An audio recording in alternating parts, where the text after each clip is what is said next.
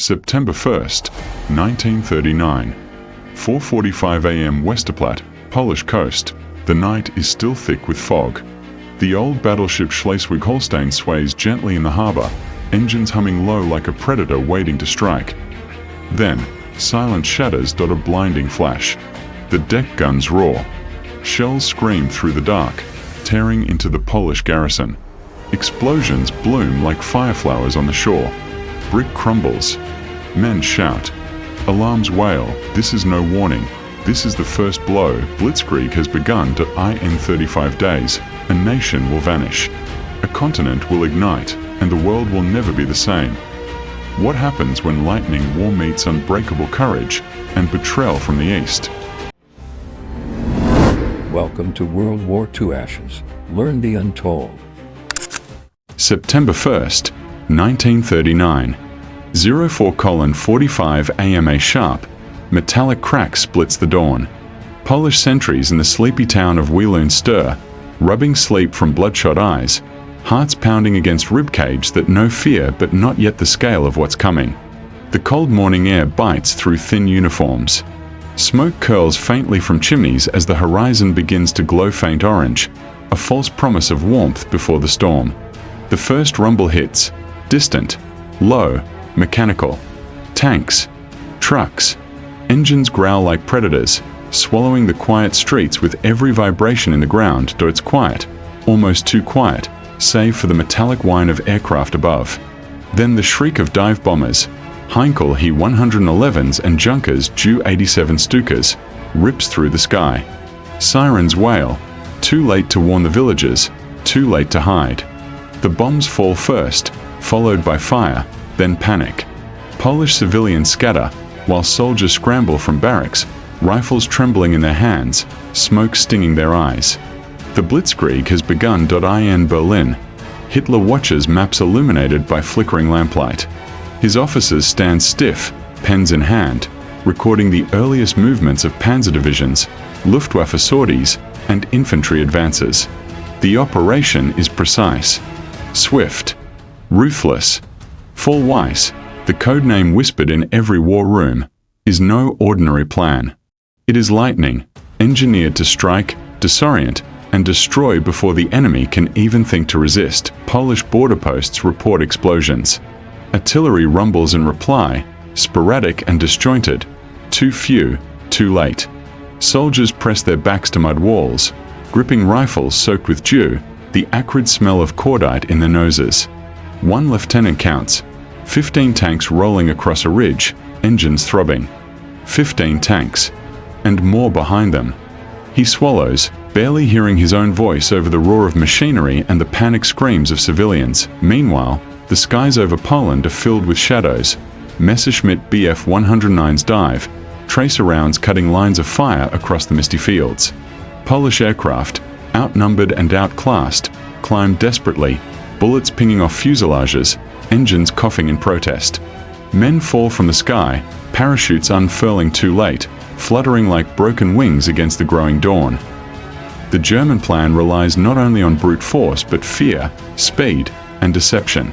Infantry moves behind armored spearheads. Radio silence masks their true strength.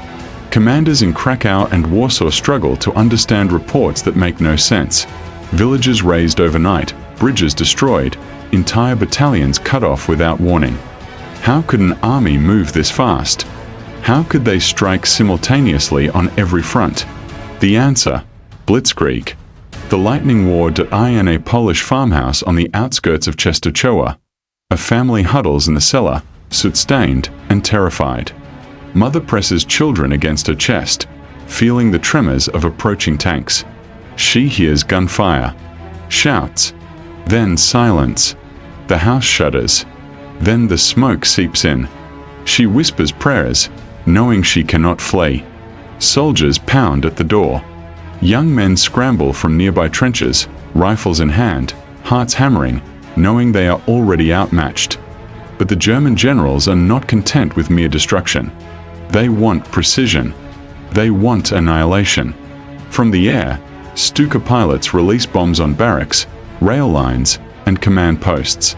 Each explosion is choreographed, designed to paralyze communications, sabotage morale, and scatter resistance before it can even begin. On the ground, panzer divisions crush roads and villages with relentless momentum, infantry following close behind, their boots and rifles synchronized with engines and machine guns. In Warsaw, city leaders meet in hastily assembled war rooms. Maps litter tables. Radios crackle with fragmented reports. Soldiers return in broken groups, eyes wide with disbelief, shouting fragmented warnings about towns that no longer exist, bridges that have vanished in fire, and columns of tanks that appear from nowhere, unstoppable. Panic gnaws at the edges of planning. How can a nation respond when the enemy is everywhere at once, yet nowhere obvious? How can courage survive against a weapon of lightning? In Berlin, Hitler's smile grows. Victory is no longer theoretical. It is immediate, tangible. Newsreels will later show marching columns and rolling tanks, but in these first hours, the truth is raw, brutal, and chaotic. Civilians scream. Soldiers die. Fires rage. The first Blitzkrieg has begun. And the world is about to change forever, yet as dawn breaks over the shattered Polish countryside, one question lingers in the chaos. Could any army withstand this new kind of war? Or was Europe destined to be swallowed by lightning before it even realized the storm had arrived? September 2nd, 1939. 06:30 a.m. The morning mist clings to the shattered streets of WWII. Smoke curls from smoldering ruins, acrid and choking. Soldiers stumble over rubble, boots slick with mud and blood. From the distance, a tank column rumbles again, engines growling like beasts awakened. The Luftwaffe's roar pierces the low fog, dive bombers streaking through the sky, Stukas shrieking, sirens wailing. Every sound a hammer against the nerves of men and civilians alike. Polish resistance forms in scattered groups, desperate, improvising, unprepared for the storm descending on them. Infantry squads attempt to hold crossroads, machine guns firing ragged bursts into advancing panzer divisions. It is like throwing matches into a hurricane. A young lieutenant crouches behind a collapsed wall, rifle shaking. He can see the German tanks glinting under the dim sun, their steel tracks grinding into the cobblestones. He knows they will not stop.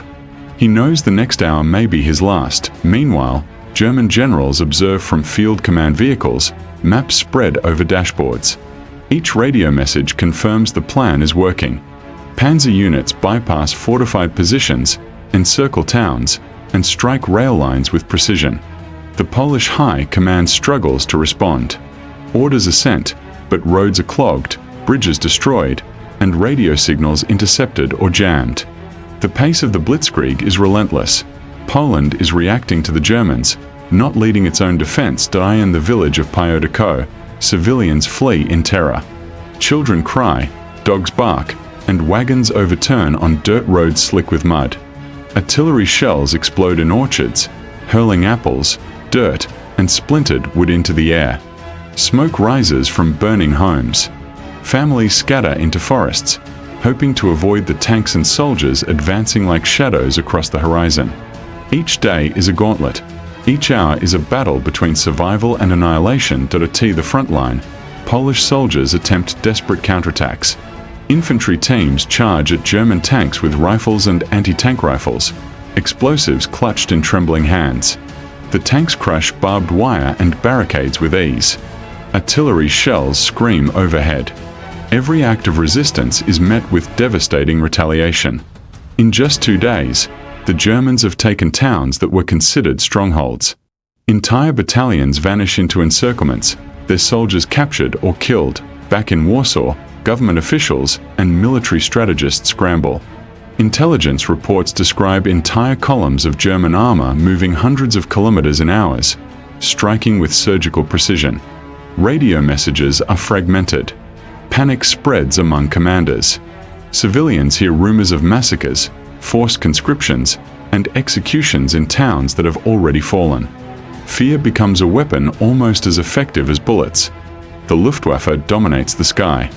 Heinkel bombers drop incendiaries on railways, depots, and troop concentrations. Polish anti-aircraft guns fire wildly, hoping to clip an enemy plane. Each Stuka dive seems to last an eternity, its sirens screaming like the apocalypse itself.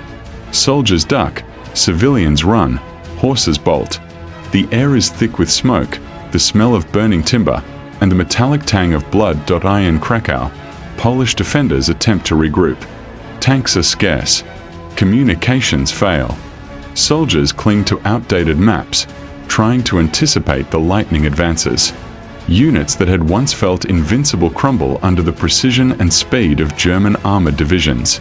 Commanders are forced to make impossible decisions, sacrifice a town to save the army, leave civilians to the mercy of enemy forces, or gamble everything on a counterattack that seems doomed before it begins. Meanwhile, German propaganda paints the campaign as a masterpiece of military genius.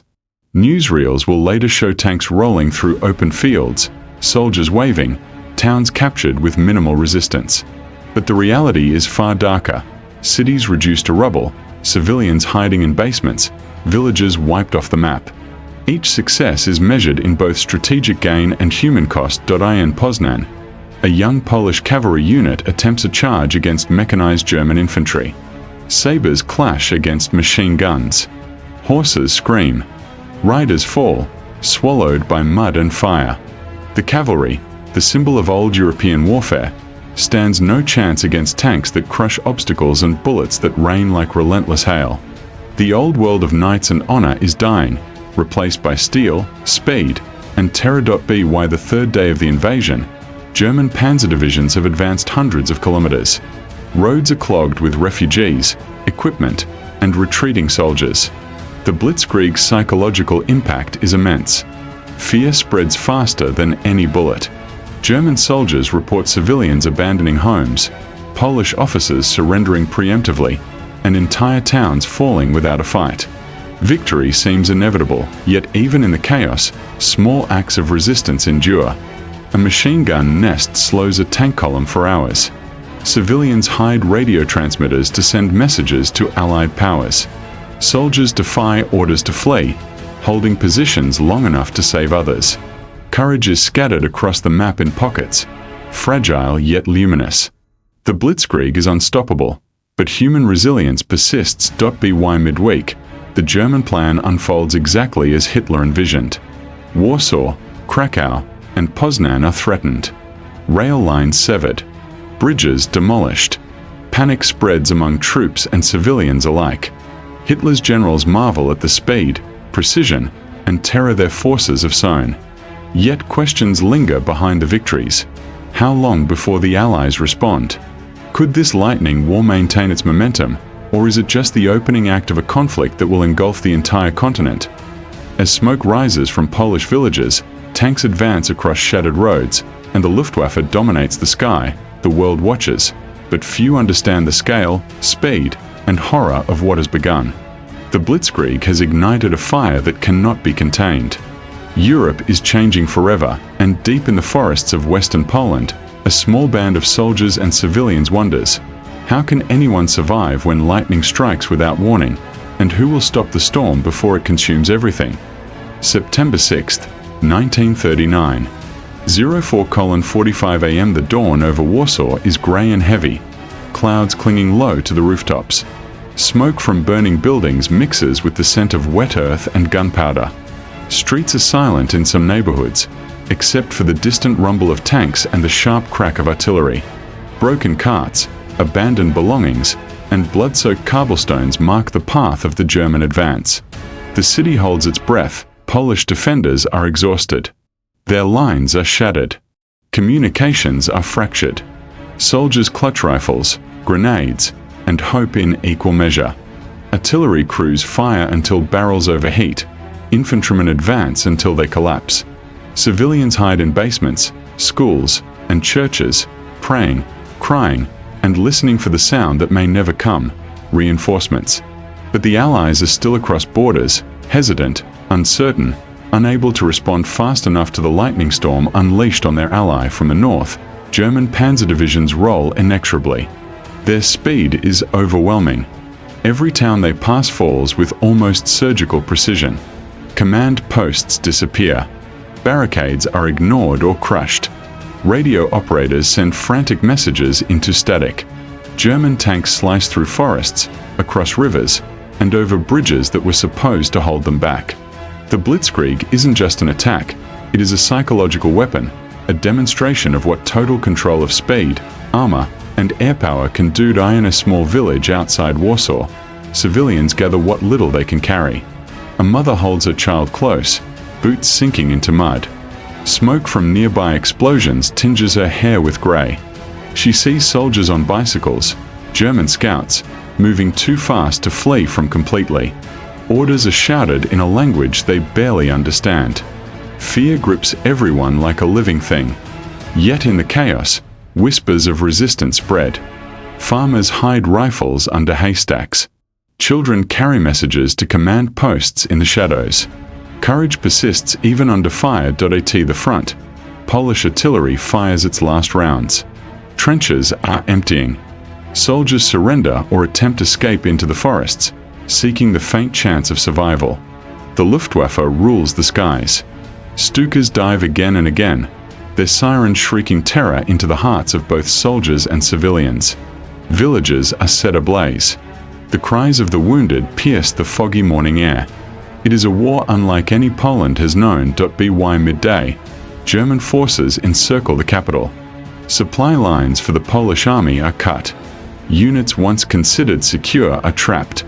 In desperate towns like Lublin and Kielce, local militias put up valiant but ultimately futile resistance. Streets become battlefields, homes bunkers, and churches refuges. Every act of defiance, no matter how small, exacts a price. Yet the German advance does not pause.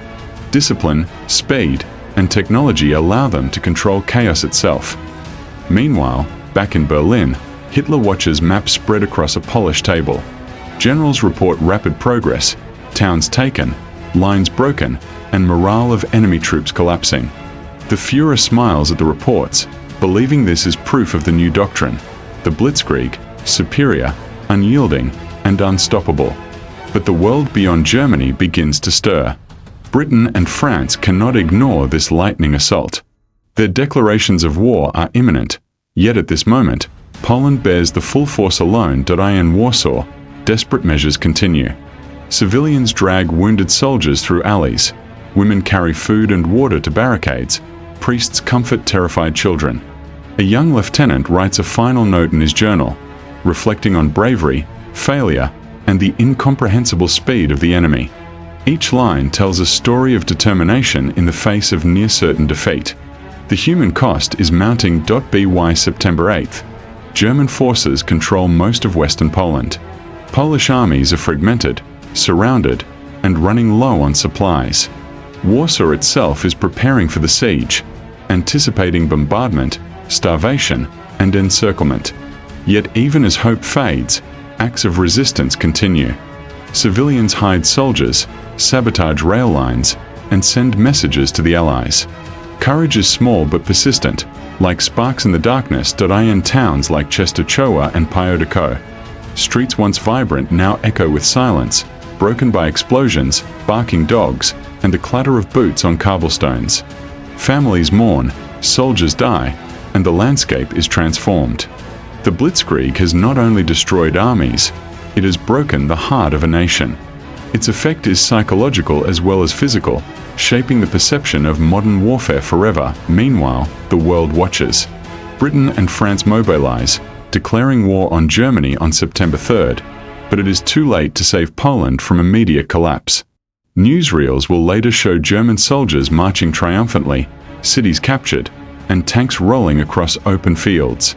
Yet behind the triumph, the horror remains.